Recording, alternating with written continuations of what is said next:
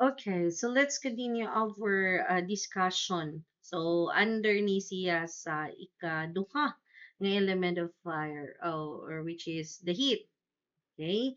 So, under the heat class, unsa may mga sources of energy, no? Or nga na lagi asa man gikan ang heat, asa man gikan ang energy.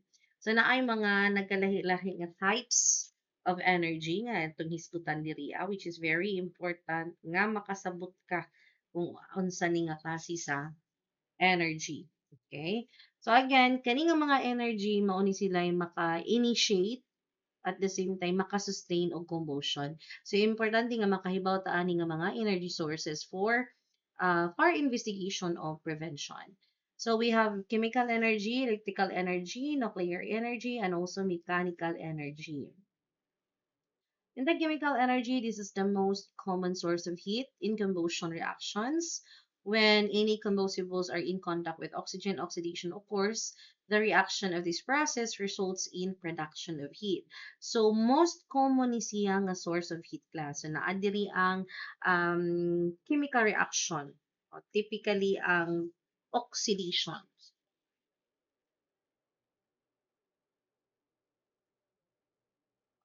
That one. Okay? So, wherein, mo react ang oxygen dito sa mga fuel. Okay? So, sa oxidizer, so ang fuel mo react dito sa oxidizing agent, which is ang oxygen lagi. So, kani nga reaction class, once nga mo react ang oxygen o ang fuel dito sa oxidizing agent, kani lagi siya nga uh, what do you call this? Kani siya nga reaction, mag-release siya og energy, no? And that energy is in the form of heat. Okay? Ma-produce ko nun niya ang heat once na ay oxidation nga mahitabo. So example of this is kani diri ang nakasuwat, heat generated from a burning match. So kabantay mo ang ulo sa posporo nag-contain na siya og chemical class. Okay? Nga kung imo na siyang iingon sa iyahang murag lawas, then mo ignite na siya, mo react ang posporo kay nag-contain man na siya og chemicals. Okay? So once nga ingon nimo inagdagkot nimo, mo release na siya og heat, mo release na siya og energy. So in the form of heat, mag-produce siya og heat mo nang musiga siya. Okay? So that is one example of chemical energy. Ikaduha, the self-sustaining or the spontaneous heating. So unsa man po kuno ni? So mao ni siya ang mga internal nga mga uh, chemical reaction sa usa ka material, no? Og mo generate ni siya og enough na nga kainiton, pwede mao nang moabot gyud siya sa iyahang ignition temperature. So manang musiga na na siya. So malagi itong gitawag nato ganiha sa I don't know if na record ba to, wait lang. Mhm. Mhm. Ay wa siya na record. So malagi itong gitawag nato gani sa another ay dira di ay. Ah, Mao itong gitawag nga kindling temperature. Okay, wait, asa ta? Okay na. So, manang self-sustaining or spontaneous heating. So, once nga reach na siya sa enough na niyang kainiton class, mukayo ra na siya giyab bisan og walay source of ignition basta kung grabe na ang iyahang kainit. So, niabot na gid siya sa iyahang fire point because of the heat, because of the temperature na niya ron is taas na, bisan pag walay source of ignition, musiga na gyud siya. Next is we have electrical energy. So it can generate temperatures high enough to ignite any combustible materials near the heated area. So in the electrical energy class, significant fire hazard gid ni na klase sa energy. Mukos gid ni siya og fire. So bisan pag walay obvious nga flame nga imong makita dira Kay ang heat nga ma-generate sa electrical malfunction class, maka-ignite na siya if mahiduol na si jag any mga combustible material. So, for example lagi nag-charge ka diha karon ning spark unya kadtong charger heat sa charger, again that is considered a fuel man. Oh, so masunog man na siya. So nahiduol siya sa katong nag-spark or naay duol nga sinina o duol nga kurtina diha then possible gyud nga magka fire class. Okay? How it happens? Kung man kaayo nang mahitabo nga nung naahingani. So, naay current flow through electrical heating o basi nag-overloaded na ang imong saksakanan diha, nag-octopus wiring baka ka o naa lagi sparking nga nahitabo o or naay arcing pasabot kanang for example ang mga wire nato sa atong mga extension wires, sige pangkot-kot na na diha, hala, sige pagyapon ta gamit, mada pala gini electricalan ra ni, electrical tapean ra ni. Oh, suman na diha or na ay mga nag-short circuit, oh, nimbuto. Oh, sa mga ingana, that is electrical energy class. Or lightning, o, diba? Ning kidlat, oh, kana, it could also produce energy. Oh, it could produce heat. Ako, lagi na una ay may diha nga kahoy, hilatan, musiga, no, masunog. Kay heat man na siya. Then, ang kahoy nga iyang gikilatan, that is a fuel, masunog. And then, remember nga, oxygen na ana. So, the elements are present class. Okay? So, that is in electrical energy. How about the nuclear energy class?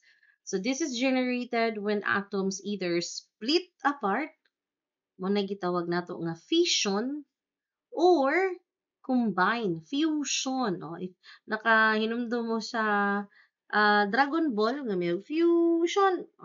Meaning, gi-combine. Na ay nag-combine. Pero may fission, nagbuwag. Okay? Remember ha? Fission, nagbuwag. Fusion, nag-combine na siya class. So, man na diha ang inyong timan-an basta nuclear energy. No? Fission, nagbuwag ang atoms. Fusion, nag-combine ang mga atoms. Mo nang mo produce og grabe nga kainit. Pero dili ni siya common ko sa kasagaran na mahitabong sunog yun nga itong nahibawan. Pero, importante gihapon nga masabta na siya unsa ni nga klase sa energy kay kung produce man nagigihapon ni siya og kainit. So isa ni siya sa potential nga makasunog. Dili siya common pero isa sa potential nga makasunog. So for example, nuclear power plants. Diba? Of course, mogamit man na og controlled nga mga nuclear fission kay para maka-generate na siya og kanang heat, no?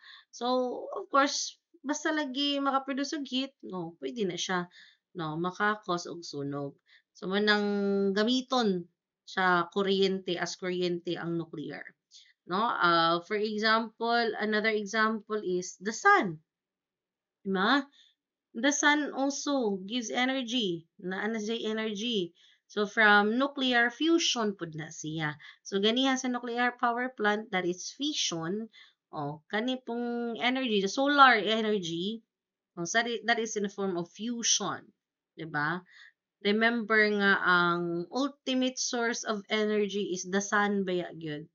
No, mo nay ato ang source gyud sa life especially with our plants kita pod. We really need the energy of the sun. So mo nang kana siya pod is in a form of fusion. Nag-combine ang atoms. Okay? Though dili siya directly involved in the most fires, pero posible gihapon jud no. Labaw na ning mga wildfire, butang nato ara na gyud kaayong kainit. Again, pwede gihapon makaproduce na siya kalayo because this what we call kindling temperature. Kung kay init na gyud kaayo ang palibot. Okay, then the fuel is present, the oxygen is present, and possible gyud nga na ay musika, no? Bisan walay mga source of ignition class. Okay? So, mauna siya ang sa nuclear energy, fission and fusion. Okay. How about mechanical energy? So, ang gisgutan po diri kung ganiha si nuclear, nagisgot og fission and fusion, diri po sa mechanical energy, nagisgot po og friction o compression class. So, maka-create daw ni siya og heat through friction. No, unsa maning friction, we are all familiar that once two objects was being rubbed by each other, it could produce heat. Oh, mas ingid magsitag ingon sa tong gamot. Oh, manginit manggani. Oh, you try it. Oh, o naay 'di ba isa na sa mga survival technique o mga saag mo or naa mo sa bukid asa mo nga isla mapadpad then wala mo'y another wala mo'y source of ignition, pwede ka ma-create no by rubbing kahoy kawayan to the another and then bato i-rub nimo because again it creates heat man, it produce heat man. Oh, so that is in a form of friction. You are rubbing the surfaces of these two material together. So, ano siya. So, napuday, maka-release gihapon og heat or energy through compression. So, nag-squeeze ang gases class. So, may dag compression, kabantay mo og kanang di naman uso na ron, bawal naman kung nakaabot man gani mo katong mga gasolina, mga kanang unleaded nga mga gasolina pod or kanang premium, ipanood na siya og Pepsi sa una. Oo, nindot tanaw na puwahan, na green, o nga na. So, if kana kabantay mo or nakakita na ba kaha mo nga dili gyud na siya saraduhon kaayo. Kay posible nga mo explode kay mag-squeeze man no mag-squeeze man og maayo ang iyahang mga atom, mag-squeeze ang gas mo nang mo explode. So mo nang compression kay nag-squeeze ang mga gas. Okay, so posible mo ano not posible mao ginaya mo release gid siya og heat once makompress na. So again, in mechanical energy, friction o compression ang mahita. Friction, two objects are being rubbed. At basic compression, nag-compress, nag-squeezing ang mga gas class. So again, mauni sila ang mga types of energy under the heat element. So we have the chemical again, no, na ay na-produce nga energy because of the oxidation nga nahitabo ni react ang fuel sa oxygen. And then now we also have electrical energy nga naay nga ma-generate nga temperature tungod kay naay ning spark bakaha o naay static nga nahitabo o spana. And then nuclear energy again, it's all about fission and fusion. Fission ning split kung ang fusion is ning combine ang atoms. But in mechanical energy, friction and compression ang inyong timanan. Friction, two surfaces of the objects are being rubbed, and then compression, the gases are squeezed. So mani sila ang maka-produce og heat or energy class. So, mo na lagi ni, sumpay ni siya sa katong element sa fire tetrahedron class. Oh, so appeal na lagi diri ang self-sustaining chemical reaction. So mao ni siya ang ika-upat nga element sa fire tetrahedron. So nahisgutan naman nato tutulo ka element which is the five, which is the fuel, the oxygen, and the heat. And under the heat, mga types of energy. So kani pong ika-upat, the self-sustaining chemical reaction. So mo lagi ni ang nakalahi sa fire triangle dito na ni fire tetrahedron. So mao na ni diria ang ikaupat nga element. Mao ni siya ang nagpadayon og interaction mo na mo sustain pa ang combustion.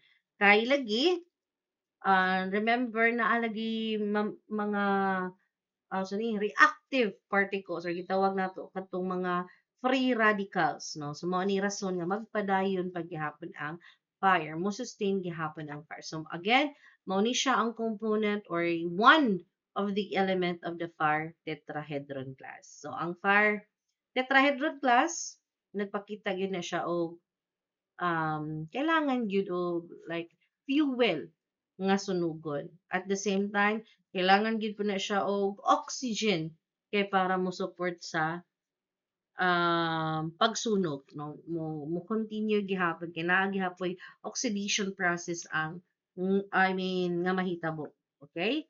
Sama na dihaan. We also need the heat kay lagi ma-sustain ang burning once naa pa ang heat.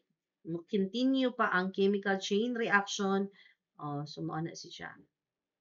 So, Ingon ta sa tong previous discussion para ma-suppress, para ma-prevent ang fire, again same as the fire triangle theory, that you just have to remove at least one of this element of fire class. Ano sa manday? Gingon. Sa ako laging hunos. Sa akong hunos ba ka? Okay, so next video discussion for combustion na po.